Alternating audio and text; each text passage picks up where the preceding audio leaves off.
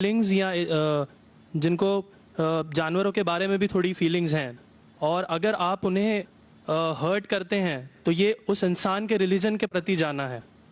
तो मेरा ये मानना है कि भगवान कुछ नहीं है, सिर्फ एक यूनिवर्सल ब्रदरहुड का माध्यम है ताकि एक भगवान को हम पूजें या इबादत करें और इसके थ्रू हम यूनाइट हो जाएं।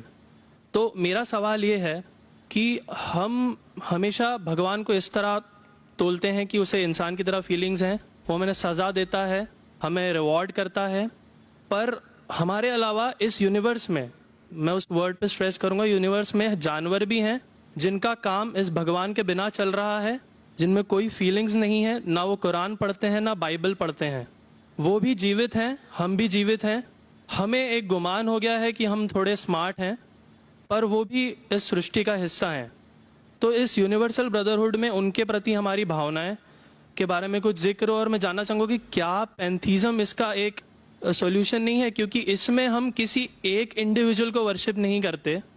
जैसा कि जुडाइज्म में कहा गया है कि I am a jealous God, और एक जेलस एक ऐसा इमोशन नहीं है जिसे हम पूज सकें मेरे हिसाब से। पर अगर हम पैंथीज़म को एक सोल्यूशन माने तो ये एक ऐसी चीज़ है जो हमेशा रही है, पेड़ हमेशा रहे हैं, ये यूनिवर्स हमेशा रहा है, और जबकि धारणाएं, डेफिनेशंस भगवान की हमेशा बदलती रही हैं।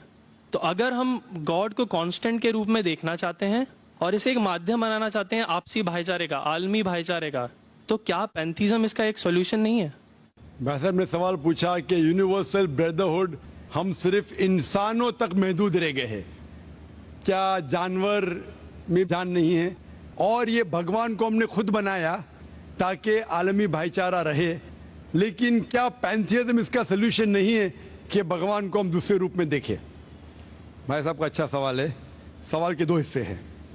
पहला एक हिस्सा है कि यूनिवर्सल ब्रदरहुड सिर्फ महदूद इंसानों तक क्यों, जानवर पेड़ पौधों को क्यों नहीं लिया गया? दूसरा सवाल, क्या पैंथीज़म इसका सलूशन नहीं है? पहले सवाल का जवाब कि यूनिवर्सल ब्रदरहुड, आलमी भाईचारा के अंदर हम बाकी जीवित चीजों को क्यों नहीं लेते? अगर लेंगे तो जीना ही मुमकिन नहीं है। अगर हम लेंगे बाकी जीवित चीजों को, हम आलमी भाईचारे में लेंगे, तो आपको यहां खड़े रहना भी मुमकिन नहीं है 5 मिनट तक के। क्यों? मैं बोलूंगा, क्योंकि मैं डॉक्टर हूं। भाईचारा का एक उसूल है कि दूसरे भाई का कत्ल मत करो, उसूल है कि नहीं? ठीक है, आप सांस ले रहे, अभी सांस ले रहे ना, आप जब सांस लेते लाखों जर्म्स का कत्ल कर रहे हैं आप कैसे भाई? ये लाखों लोग का कत्ल कर रहे जीने के लिए, ये कैसा भाईचारा है? तो इसीलिए भाईचारे का डेफिनेशन जरा हम बराबर तौर से समझ ले, फिर हम डिस्कस करें। क्योंकि अगर आप कहेंगे हर जीवित चीज मेरे भाई है, तो आप भाईचारे के खिलाफ। कोई भाईचारा में ये नहीं है कि दूसरों का कत्ल करो अपने आप को जिंदा रखने के लिए। कभी भी इस्लाम में ये नहीं कहा गया है कि दूसरों को दबाओ अपने आप को ऊंचा करने के लिए। और मैं अल्लाह के रसूल की एक मिसाल दूंगा आपको। अल्लाह के रसूल फरमाते हैं, आप जब देखते हैं एक खजूर का दरख्त, पाम ट्री, वो एक मोमिन की मिसाल है, मुस्लिम की मिसाल है, तो साहबा सोचते इसका क्या मतलब? क्यों एक खजूर का दरख्त, पाम ट्री को मुस्लिम कह रहे? समझ में नहीं उनको। आज हम जानते हैं, उस टाइम अल्लाह के रसूल ने कहा, कोई भी पेड़ पौधे जब भी बढ़ते ऊपर, वो क्या करते हैं? आजू बाजू पेड़ को हटाते हैं, फिर ही बढ़ते हैं, नीचे जाते हैं, अपने पौधों को, रूट्स को एक्सपैंड करते हैं।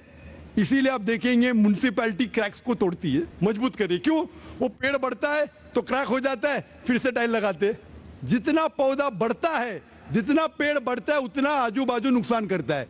एक वाहिद दरख्त है पाम ट्री, जो जितना ऊंचा जाता है दूसरे को नुकसान नहीं पहुंचे, सीधा जाता है। बाकी लोग यहां जाते वहां जाते, इसके घर में घुसते उसके घर में घुसते, ऊपर जाते सीधा, किसी को तकलीफ नहीं देते, नीचे भी जाते सीधा, आजू बाजू घूमते नहीं। अगर आप अपने आप को बड़ा बनने के लिए दूसरों को दबाएंगे, ये मुस्लिम नहीं। تو اگر میں مانوں آپ کی بات کو کہ ہر جیوت انسان کو بھائی چارہ کروں تو مجھے جینے کا حق نہیں، کسی کو جینے کا حق نہیں ہے، لیکن اس کا مطلب یہ نہیں کہ ہم دوسرے جیوت لوگ کو تکلیف پہنچائیں جان بوجھ کے۔ اسی لیے اسلام میں جب محمد صلی اللہ علیہ وسلم پیغام دیے عرب دیشوں میں، عرب ممالک میں، تو لوگ نے کہا یہ کیسا انسان ہے؟ جب اللہ کے رسول نے کہا کہ اونٹ کے اوپر زیادہ وزن مت ڈالو، حرام ہے، گھوڑے کو زیادہ تکلیف مت دو، تو لوگ کہنے لگے یہ تو ابھی انسانوں کی حقوق کی بات کر رہا تھا، ابھی جانوروں کی حقوق کی بات کر رہا ہے۔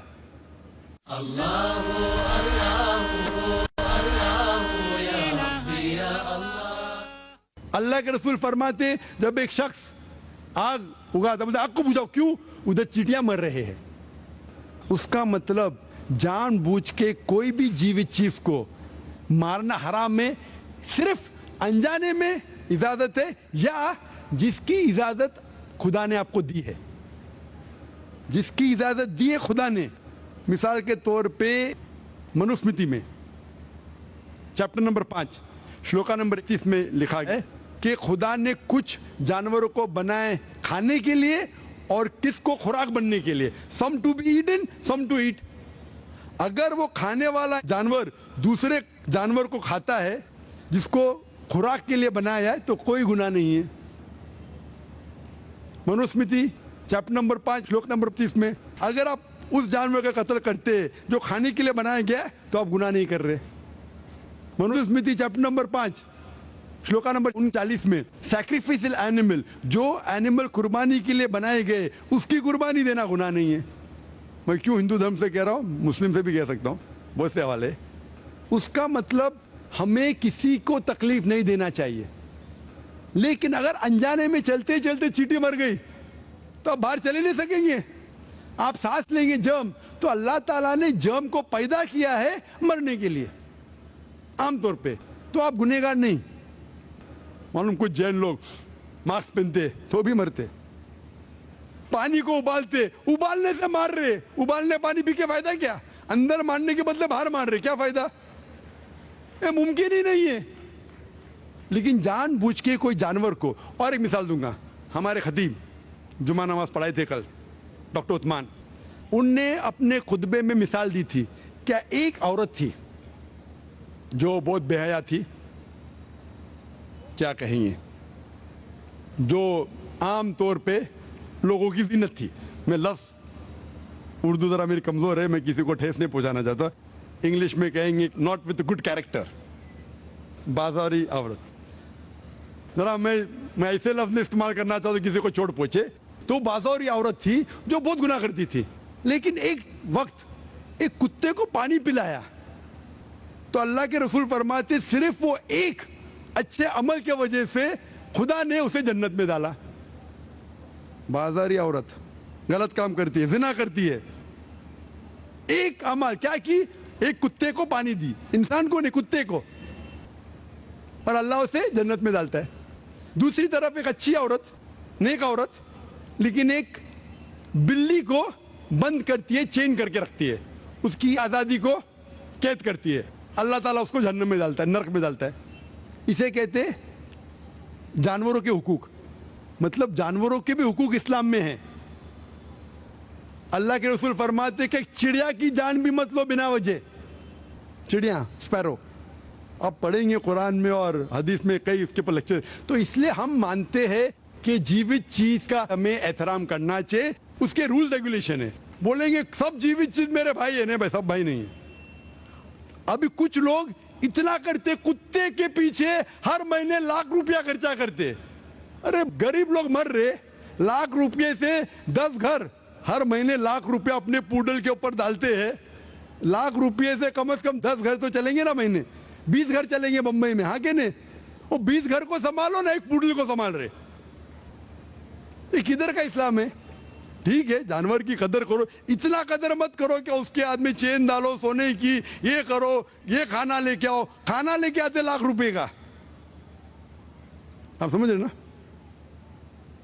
تو اتنا مت اسراف کرو، اسلام کے اندر سکھایا گیا ہے کہ بھائی چارہ جو میں نے ذکر کیا, بٹ جانوروں کو بھی دیکھو اور اس کے ساتھ اچھا برتاؤ کرو, بنا وجہ کسی جانور کا قتل مت کرو. یہ آپ کا سوال تھا. آپ کا دوسرا سوال اس کے اندر جواب ہو گیا. آپ کہتے ہیں کہ پینتھیزم, سب کو خدا ماننا اس کا جواب ہے. اس کا جواب میں کہا تھا, ہمارے بھائی جو اوتار سنگھ تھے نا, اس نے کہا تھا پینتھیزم سب کچھ خدا ہے, سب کچھ خدا ہے. اس سے کیا ہوتا ہے کہ سب کچھ خدا ہے, مطلب اگر آپ سب کو خدا مانتے, چور کو بھی خدا مانتے, ڈاکو کو بھی خدا مانتے, خدا کا مطلب اس کا کہنا ماننا, برابر کہ نہیں, اس کی عزت کرنا, اس کی عبادت کرنا, وہ جو کہتا ہے اس کی بات ماننا. تو آپ اگر وہ چور کو خدا بولیں گے, وہ بولیں گا چوری کو, تو آپ چوری کرنا شروع کریں گے. وہ بلاತ್ಕಾರ کرنے والا کہیں گا آپ سے, آپ کو خدا بولیں گے, چل میں بلاತ್ಕಾರ کر, آپ کریں گے, کریں گے. تو اسی طرح یہ ان لاجیکل ہے.